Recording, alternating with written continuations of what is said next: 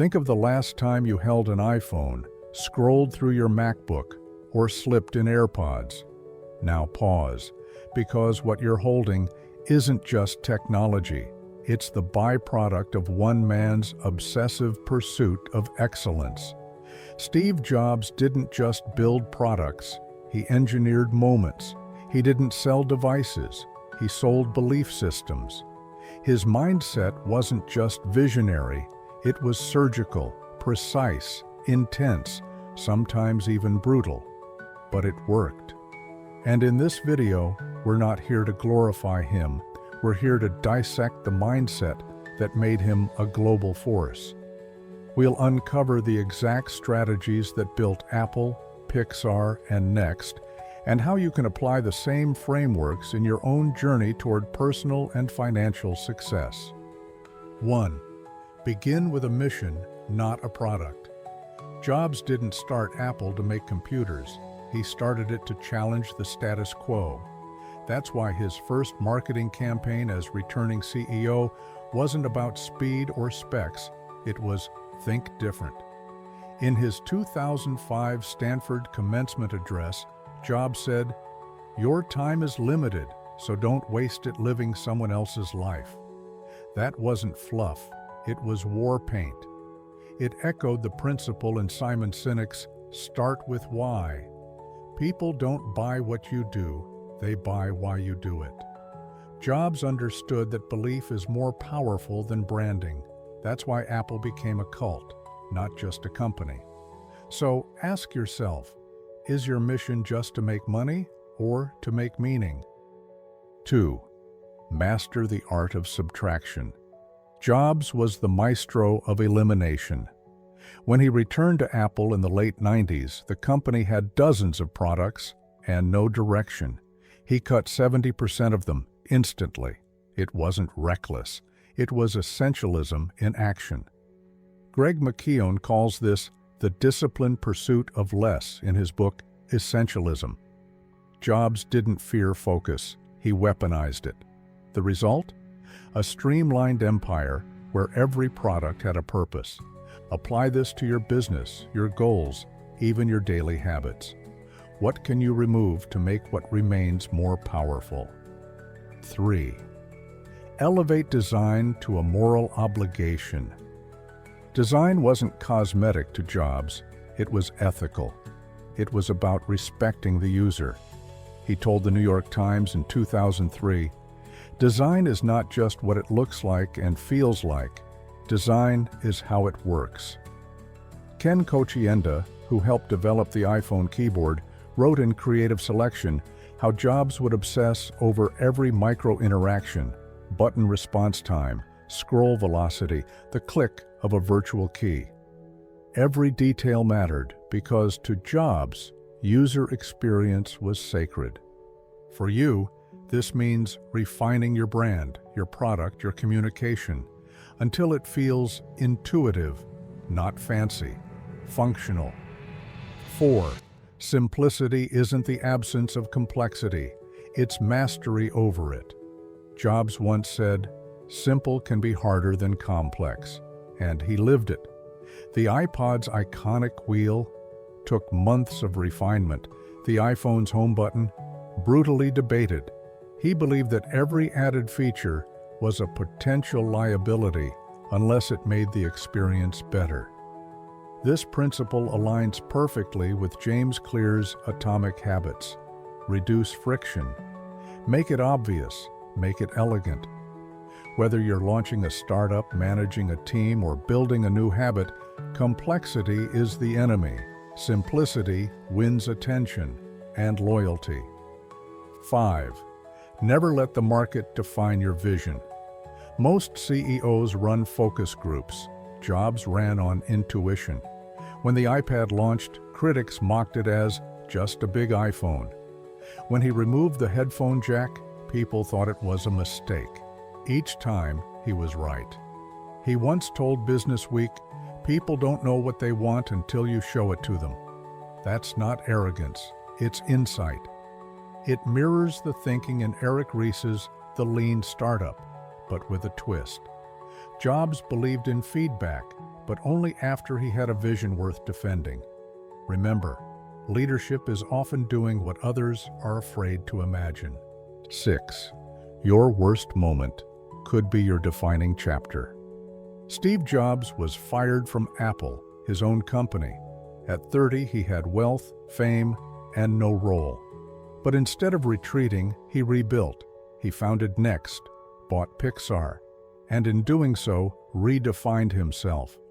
In his Stanford speech, he called it the best thing that could have ever happened. Napoleon Hill, in Think and Grow Rich, said, "Every adversity carries with it the seed of an equal or greater benefit." So if you're facing rejection, failure, or uncertainty, don't panic. Ask, what version of me needs to rise now? 7. Fuse logic. With soul, that's where genius lives. Jobs wasn't a traditional tech CEO. He dropped acid, meditated, studied calligraphy, quoted Zen koans, and yet he engineered some of the most sophisticated tech on the planet. How? By merging precision with intuition. As Walter Isaacson notes in Steve Jobs, he had a rare ability to live at the intersection of technology and the humanities. Technology alone is not enough, Jobs said. It's technology married with liberal arts that yields us the results that make our hearts sing. This is your edge too. In a world drowning in data, don't forget to lead with story, emotion, and purpose. Steve Jobs wasn't flawless. He was intense, sometimes impossible. But his clarity of thought, design obsession, and relentless execution turned dreams into devices, and devices into cultural revolutions. He didn't play the game. He rewrote the rules. And if you study those rules, not as a fan, but as a strategist, you'll realize this mindset isn't reserved for the genius. It's a system, a structure, one that you can start building today. Let's now dive deeper beyond the iconic keynotes and into the silent architecture of Steve Jobs' thinking. Because while the world saw a performer, what made Apple a juggernaut was Jobs' ability to think in layers: strategy, psychology, and soul. 8. Culture is a product. Build it like one. Jobs didn't tolerate mediocrity, and he didn't hide it. Apple's internal culture was deliberately intense. In Inside Apple by Adam Lashinsky, employees describe a pressure cooker environment where only the best ideas survived. He believed that A players attract A players, while B players attract C players. So he eliminated the Bs, ruthlessly. But this wasn't just elitism, it was clarity. Jobs once said, "My job is not to be easy on people. My job is to make them better." And he backed it up by creating a culture of excellence that made top talent want to be better. If you're building a business, team, or even personal brand, treat culture like your main product. Define its values, refine its design, and protect its standards. 9. Time is the ultimate currency. Guard it relentlessly. Jobs understood the finiteness of life more intimately than most. After his cancer diagnosis, his relationship with time sharpened. He told Walter Isaacson, "Remembering that you are going to die is the best way I know to avoid the trap of thinking you have something to lose." He became brutally efficient with meetings, cutting hours down to 15-minute stand-ups. He practiced deep work before it had a name. He wouldn't allow email or distraction to interrupt his flow. His productivity philosophy mirrored the principles in Deep Work by Cal Newport: focus intensely, eliminate noise, and structure time with intention. If you want to emulate Jobs' success, start by auditing your calendar. Then, make time a strategic weapon, not a passive default.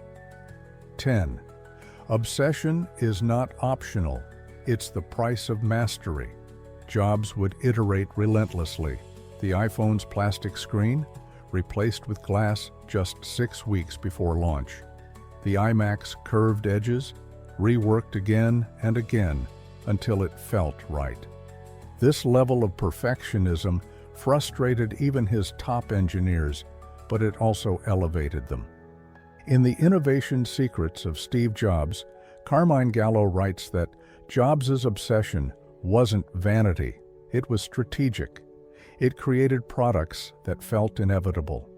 The result was customer trust so deep, people would buy first and ask questions later. So what are you obsessing over? And if the answer is nothing, how will you differentiate in a world overflowing with average? 11th, don't sell features, sell identity. Steve Jobs never pitched RAM, processors, or battery life. He sold dreams. When he launched the iPod, he didn't say 5 gigabyte storage, he said 1,000 songs in your pocket. That's emotional language. That's branding rooted in meaning. Seth Godin discusses this in All Marketers Are Liars. People don't buy products, they buy stories they can believe in. Jobs mastered this.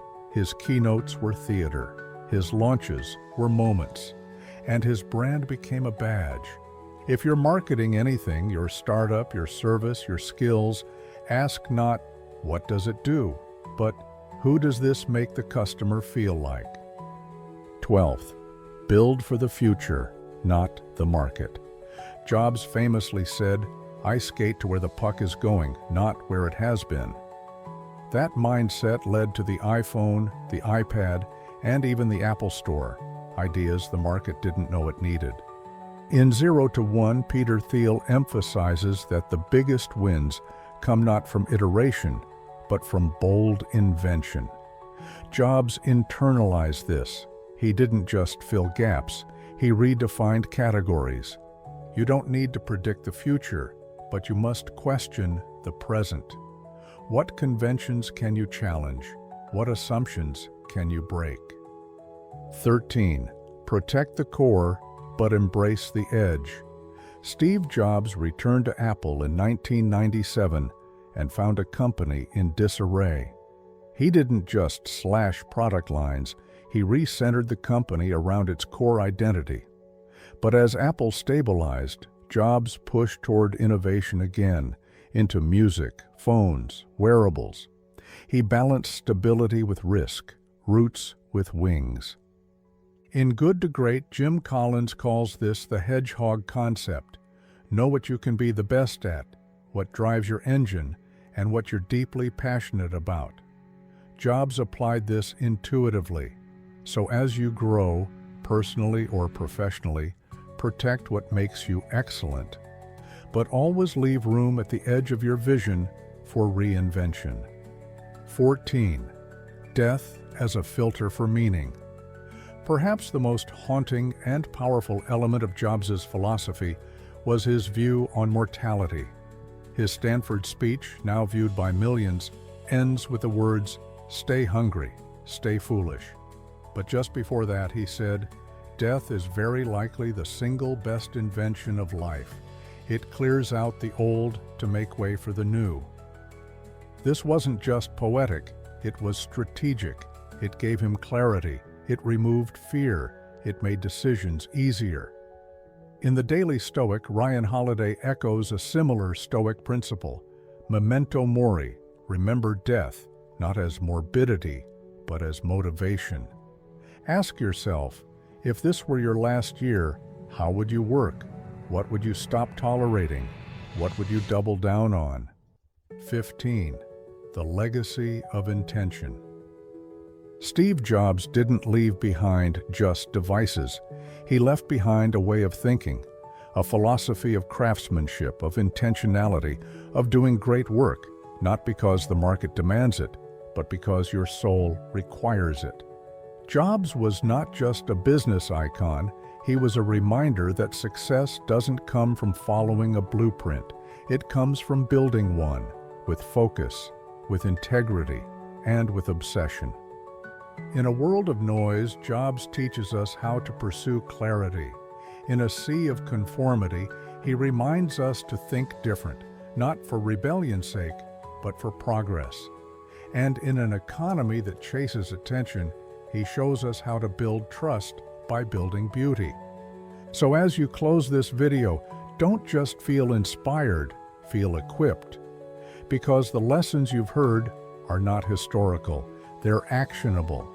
Whether you're an entrepreneur, an artist, a leader, or simply someone trying to create something that matters, remember this. You don't need to be Steve Jobs, but you can think like him. And when you do, your ideas won't just be seen.